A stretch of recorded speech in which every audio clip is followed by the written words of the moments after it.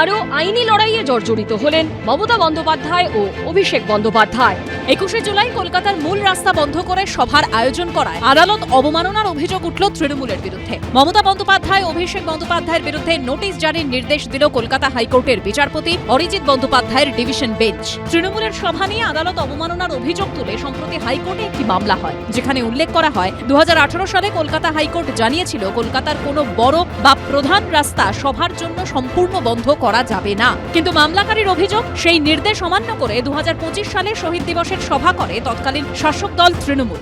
21শে জুলাই যে ভিক্টোরিয়া হাউসের সামনে অল ইন্ডিয়া তৃণমূল কংগ্রেসের যে সভা হয়, মিটিং হয়, তাতে যে গ্যাদারিংটা হয় তাতে কার্যত heart of the city collapse করে যায়। তাকে এক্সট্রিম ভায়োলেশন এটা ধরে নিয়ে পিটিশনার অক্ষয় কুমার সারেঙ্গি অ্যাডভোকেট এই কন্টেম্পট অ্যাপ্লিকেশন ফাইল করেন।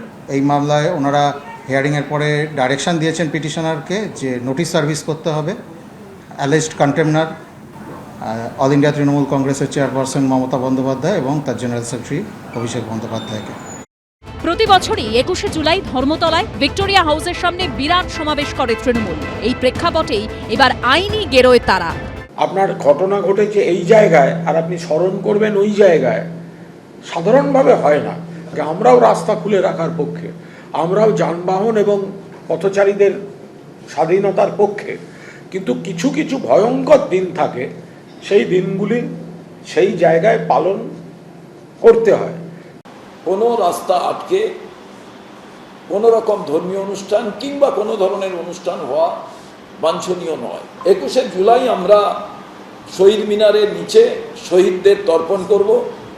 সেখানে আমাদের যে অনুষ্ঠানটি হবে পবিত্রতার সঙ্গে স্মরণ করার জন্য উপস্থিত হব 21 তারিখে 1টার সময় বেলা।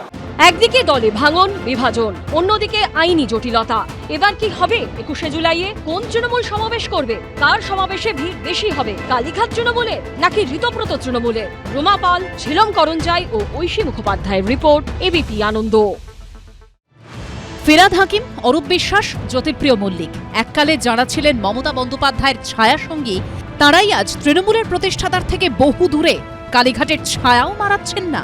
মমতা বন্দ্যোপাধ্যায়ের থেকে দূরে সরে গিয়ে পৃথক ব্লক তৈরি করে আজ বিরোধী দলনেতা হয়েছেন যে ঋতব্রত বন্দ্যোপাধ্যায়, তার সঙ্গে প্রায়শই দেখা যাচ্ছে একদা মমতা বন্দ্যোপাধ্যায়ের অত্যন্ত আস্থাভাজন ফিরহাদ হাকিমকে। বৃহস্পতিবার বিধানসভায় একই বেঞ্চে ঋতব্রত বন্দ্যোপাধ্যায়ের পাশে দেখা যায় তাঁকে। আর শুক্রবার তৃণমূলের বিরোধী বিধায়কদের প্রশিক্ষণ দিতে দেখা গেল ফিরহাদ হাকিমকে। তারা কিভাবে বক্তব্য রাখবেন, কিভাবে প্রশ্ন করবেন, বিধানসভায় কিভাবে অংশ নেবেন, সেই সবই ঋতব্রত তৃণমূলের বিধায়কদের শেখালেন ফিরহাদ হাকিম। সঙ্গে ছিলেন একদা মমতা বন্দ্যোপাধ্যায় ঘনিষ্ঠ আরও এক ঝাঁক বিধায়ক। 15 বছরে এরকম এমএলএ আছেন যিনি একবারও বলার সুযোগ পাননি। আজকে অনেকেই উপস্থিত ছিলেন, প্রায় সিনিয়র আমাদের যারা দীর্ঘদিনের বিধায়ক, দীর্ঘদিনের মন্ত্রী, তারা প্রায় সবাই এই প্রশিক্ষণ শিবিরে ছিলেন। তারা সবাই কন্ট্রিবিউট করেছেন।